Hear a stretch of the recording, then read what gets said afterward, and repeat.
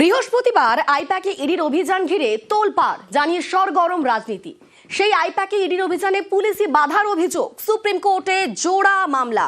অভিযানে বাধায় রাজ্যের বিরুদ্ধে মামলা ইডির। আরো একবার জানাই, আইপ্যাকে ইডি অভিযানে পুলিশি বাধার অভিযোগ, সুপ্রিম কোর্টে জোড়া মামলা। অভিযানে বাধায় রাজ্যের বিরুদ্ধে মামলা ইডির। আমাদের সঙ্গে রয়েছেন প্রতিনিধি অর্ণব, আরো বিস্তারিত বলবে অর্ণব। দেখো, 8 জানুয়ারি আইপ্যাকের অফিস এবং তার কর্ণধার এই দুই জায়গায় ইডির তরফে যে অভিযান চালানো হয়েছিল সেই অভিযানে বাধা প্রাপ্ত হওয়া এবং হাইকোর্টে প্রাথমিকভাবে কোন রকম তারা রিলিফ তুলে আনতে না পারার কারণে আজ সকাল 8:54 এবং 9:10 সুপ্রিম কোর্টের যে রেজিস্ট্রি ওয়েবসাইটের নাম্বার শো করছে, দুটি ডায়েরি নাম্বার সামনে এসছে। একটি মামলা কেন্দ্রীয় সরকার, যথা ইডি অর্থাৎ এনফোর্সমেন্ট ডিরেক্টরেট, যা কেন্দ্রীয় সরকারের অধীনস্থ, সেই কেন্দ্রীয় সরকারের তরফে মামলা করা হয়েছে রাজ্য সরকারের বিরুদ্ধে। অন্য আরেকটি মামলা ইডির অফিসাররা, 3 অফিসার যারা বাধাপ্রাপ্ত হয়েছেন বলে সুপ্রিম কোর্টে অভিযোগ করা হয়েছে এবং ঘটনাস্থলে যারা ছিলেন তাদের এই মামলায় সংযুক্ত করা হয়েছে বিবাদী হিসেবে। এবং সেক্ষেত্রে বেশ কিছু আইপিএস অফিসারের নাম কিন্তু সরাসরি মামলায় বিবাদী হিসেবে ইডি অফিসাররা সামনে এনেছে। দুটি মামলায় আজকে ডায়েরি নাম্বার পড়েছে।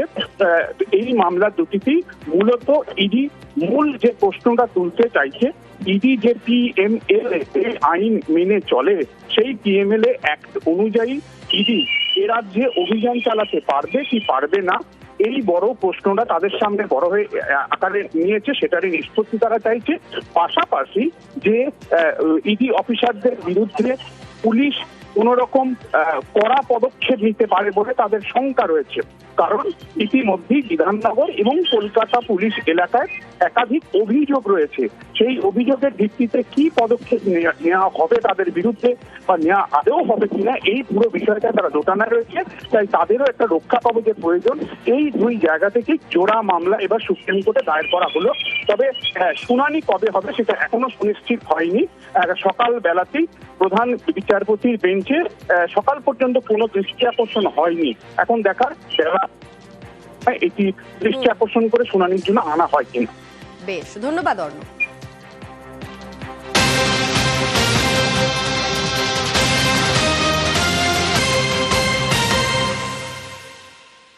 গতকাল আইপ্যাক কর্ণধার প্রতীক জৈনের আবাসনের রেজিস্টার বুক বাজেয়াপ্ত করে পুলিশ এবং দেখা যায় রেজিস্টার বুকে সই নেই ইডি অফিসারদের। প্রতীকের আবাসনের রেজিস্টার বুক বাজেয়াপ্ত করে পুলিশ। আবাসনে ঢোকার সময় সই করেননি ইডি অফিসাররা। ঘটনার সময় গেটে ছিলেন 2 নিরাপত্তারক্ষী। নিরাপত্তারক্ষীদের ফোন নিয়ে নেন ইডি অফিসাররা। আইন মেনেই তদন্ত হয়েছে দাবি ইডির। তল্লাশিতে গেলে রেজিস্টারে সই করা হয় না, মন্তব্য ইডির।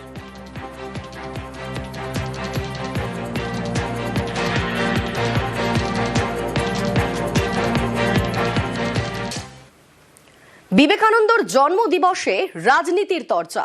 অভিষেকের নামে তৃণমূলের পোস্টারে রীতিমতো তরজা। স্বামীজির সিমলা স্ট্রিটের বাড়ির পাশেই পোস্টার। তৃণমূলকে নিশানাবঙ্গ বিজেপির, পাল্টা পদ্মকে তুলোধনা তৃণমূলের। অযথা রাজনীতি কুরুচির পরিচয় বলে পাল্টা তো।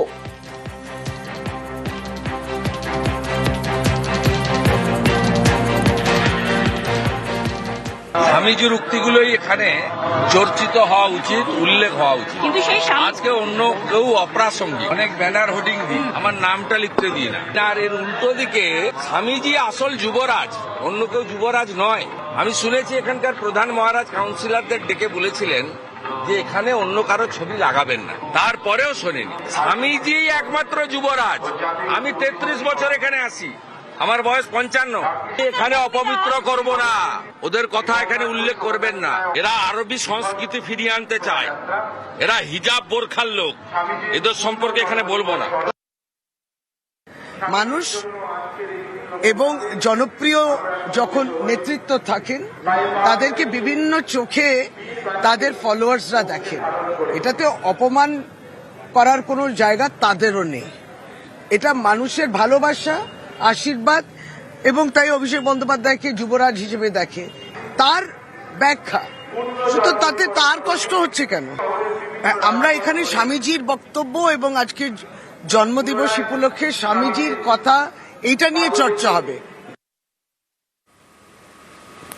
যুব দিবসে স্বামীজি স্মরণ 164 জন্মবার্ষিকীতে বিবেকানন্দকে শ্রদ্ধা জ্ঞাপন। বেলুড়ে প্রভাত ফেরির পর মঙ্গল আরতি, দিনভর বেদপাঠ, স্তবগানেও স্বামীজি স্মরণ। কামারপুকুরেও সকাল থেকেই ভক্তদের ভিড়। যুগপুরুষকে প্রণাম সিমলা স্ট্রিটের বাড়িতেও। ভারতের প্রাণবীরা, ভারতের প্রাণবীরা। স্বামীজি স্মরণ কামারপুকুরেও সকাল থেকেই ভক্তদের ভিড় সেখানে।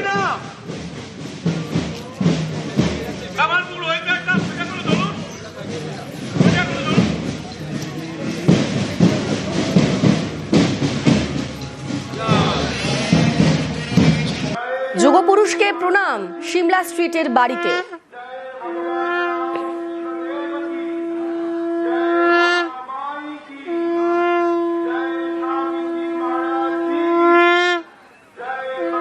যুব দিবসে স্বামীজি স্মরণ, বিবেকানন্দ স্মরণে বার্তা প্রধানমন্ত্রীর।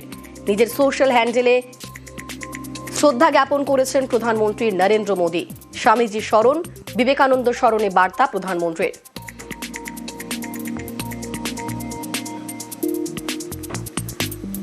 যুব দিবসে স্বামীজি স্মরণ, বিবেকানন্দ স্মরণে বার্তা মুখ্যমন্ত্রী মমতা বন্দ্যোপাধ্যায়েরও। নিজের সোশ্যাল হ্যান্ডেলে বিবেকানন্দকে স্মরণ করে শ্রদ্ধা জ্ঞাপন করেছেন মুখ্যমন্ত্রী মমতা বন্দ্যোপাধ্যায়।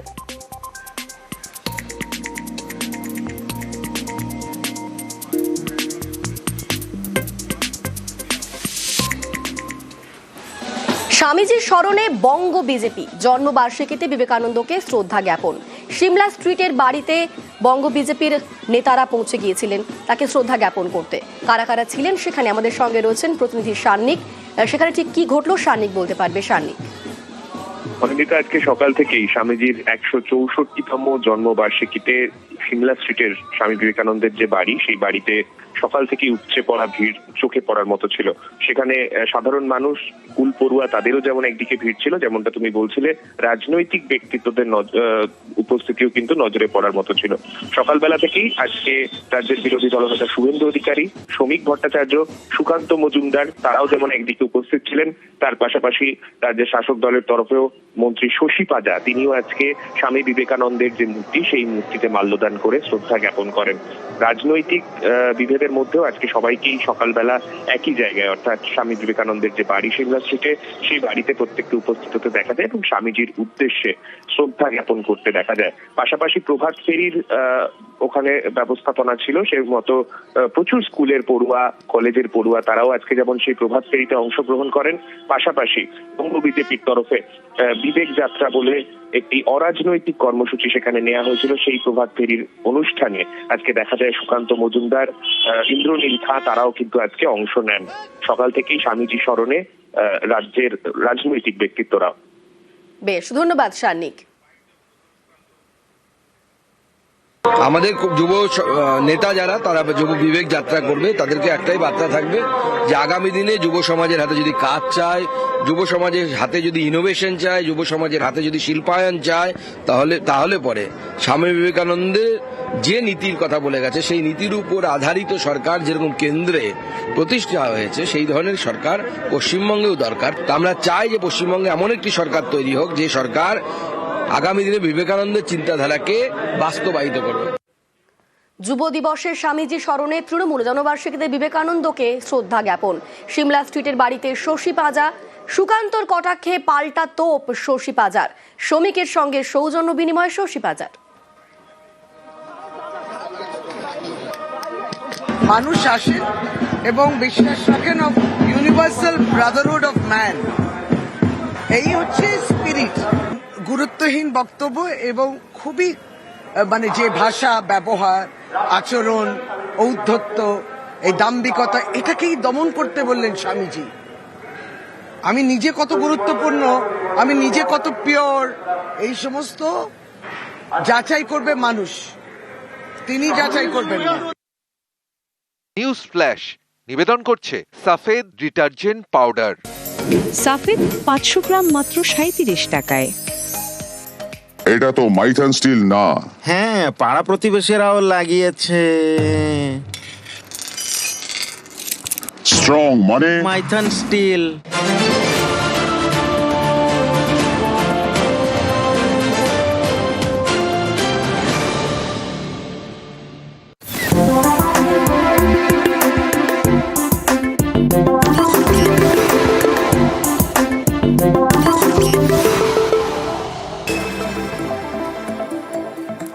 বিএলওদের বিক্ষোভে উত্তেজনায় এসআইআর এর কাজে প্রবল চাপের অভিযোগ। রবিবার সিইও দফতরের সামনে বিক্ষোভে উত্তেজনা, পুলিশের ব্যারিকেডে ধাক্কাধাক্কি বিএলওদের।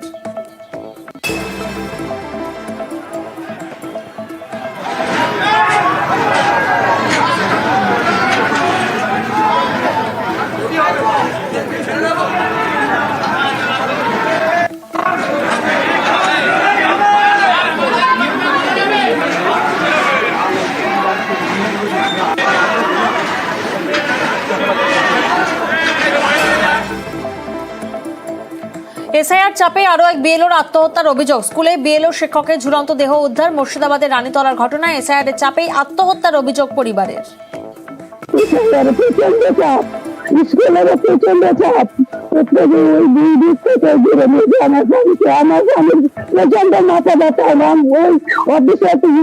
অভিযোগ করেছিল, অথচ ওরা বেরোবের নাম দেখতে কত দিয়েছিল, ডকুমেন্ট দিয়েছিল যে আমার অসুস্থ আছে আর মাঝে ব্যথা আছে, করেছিল, কিন্তু তারা কোনো কিছুই মানেনি, জোর করে দেখিয়ে যে আমার। হিয়ারিং নোটিশ যাদবপুর বিশ্ববিদ্যালয়ের উপাচার্য চিরঞ্জীব ভট্টাচার্যকে। কার্যনগর স্কুলে হিয়ারিং এ হাজির যাদবপুর বিশ্ববিদ্যালয়ের উপাচার্য। আমি যাদবপুরে পড়াশোনাও করেছি 85 থেকে 89। আমি ভোটও দিচ্ছি 80-র দশক থেকে। আমি কখনো ভোট মিসও করিনি, কিন্তু এটা আমার ধারণা 2002-এর আশেপাশে আমি একটা বাড়ি চেঞ্জ করেছিলাম। 2002-এর আগে আমি ভোটার ছিলাম কাকুরগাছি, তারপর আমি হয়ে গিয়েছিলাম 109 নম্বর ওয়ার্ডের ভোটার, আপাতত এখানের ভোটার। কোনো কারণে 2002-এর এসআইআর এ আমার নামটা নেই। গোটাটাই সমস্যার সমাধান হয়ে গেছে। হিয়ারিং এ ডাকা হয়েছিল, এভরিথিং পারফেক্ট। যাই হোক, ঘটনাটা দুর্ভাগ্যজনক, আর কি বলবো।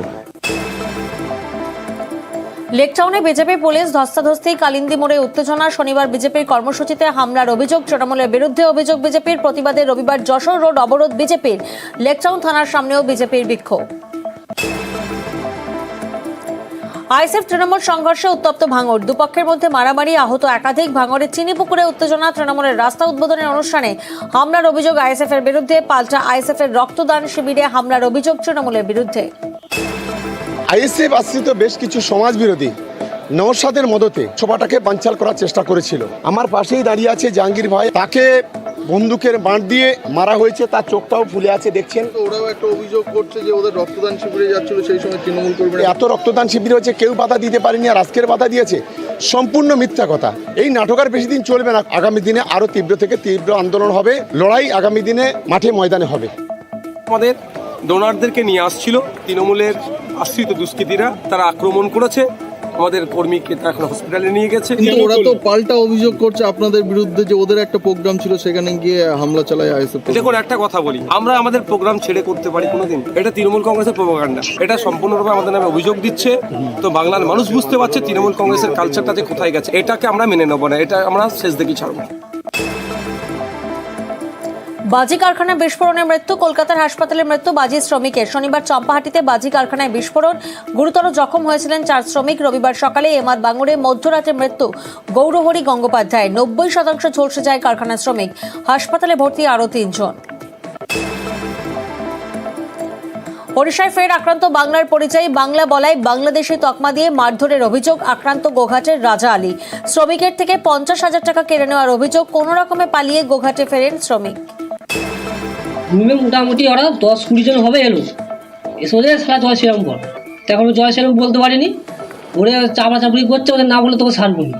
জয় শ্রীরাম বলার পর তোর পকেটে কী আছে দেখি, কারণ পকেটে কাজ করেছিল, 50,000 টাকা পেমেন্ট পেয়েছিল, এবার টাকা সারিয়ে নিয়েছিল। বাকি যারা রুমে ছিল তারা সব ছুটো করেছিল, কে চুলে মুটি ধরেছে, এখানে চাপড়েছে। এই ধরনের জঘন্য অত্যাচার, এই অত্যাচারের বিরুদ্ধেই কিন্তু বাংলার মুখ্যমন্ত্রী এবং অভিষেক ব্যানার্জি বারে বারে সরব হয়েছেন। এহেন জঘন্য কাজ যে বিজেপি সরকার করছে, এই রাজ্যেও কিন্তু কিছু কিছু বিজেপির দালাল রয়েছে। আমরাও কিন্তু দল থেকে যদি নির্দেশ পাই, আমরাও কিন্তু তাদের বিরুদ্ধে এহেন ব্যবস্থা করতে পারি। আমরাও কিন্তু ছেড়ে কথা বলবো না। ওখানে কয়েক লক্ষ বাঙালি আছে, তাদের কাউকে কিছু করলো না, ও একা বাঙালি ওকে টর্চার করেছে। একদম সম্পূর্ণভাবে মিথ্যে কথা। ওনারা এখানে বাজার গরম করছেন। টিএমসি নেতার পাল্লায় পড়েছে যে তুই এইরকম ভাবে একটা ভিডিও বলবি যে উড়িষ্যায় যাতে বাঙালিদিকে হেনস্থা করছে। এরা ওখানে উস্কানিমূলক কথাবার্তা বলেছে, তাই কিছু বচসা হয়েছে। আসানসোলে পাসপোর্ট ভেরিফিকেশনে পর্দাফাঁস, মিলল বাংলাদেশের খোঁজ। বাংলাদেশি মহিলাকে ভারতের নথি তৈরি করে দেওয়ার অভিযোগে গ্রেফতার এক ধৃতের নাম ছোটন সেন। কাকা কাকিমাকে বাংলাদেশি মহিলার বাবা মা সাজিয়ে জাল নথি দিয়ে ভারতের আধার কার্ড, প্যান কার্ড তৈরির অভিযোগ। এরপর পাসপোর্টের জন্য আবেদন করেন বাংলাদেশি মহিলা। পাসপোর্ট ভেরিফিকেশনে গেলে ধরা পড়ে জালিয়াতি। তাদের নাম পরিচয় ব্যবহারের কথা কিছুই জানতেন না কাকা কাকিমা। পলাতক অভিযুক্ত বাংলাদেশি মহিলা ময়না। যখন আমি নোটিশ পেলাম তখন আমি ওখানে গিয়ে আমি সব জানলাম যে আমার চুরি হয়েছে, আমার চুরি করে বানিয়েছে। আমি তো এতে আমি কোনো ইনভলভ নেই, এতে আমি কিছু জানি না। ও কী যে করে কী যে না করে ওর সাথে তো আমার কোনো লেনদেন নেই। ও তো আলাদা মানে করে দিয়েছে ওকে। তার স্ত্রী আছে, তার শ্বশুর বাড়ি আছে, তার ছেলে আছে। কংগ্রেসের মনরেগা বাঁচাও সংগ্রাম দেশজুড়ে 2 মাস ব্যাপী প্রচার ও আন্দোলন শুরু করেছে কংগ্রেস। বিজেপি সরকার আইন পরিবর্তন করে মানুষের কাজের অধিকার কেড়ে নিচ্ছে বলে অভিযোগ কংগ্রেসের। প্রতিবাদে রাজ্য জুড়ে কর্মসূচি পালন কংগ্রেস নেতা কর্মীদের ময়দানে। মাত্র 37 টাকায়।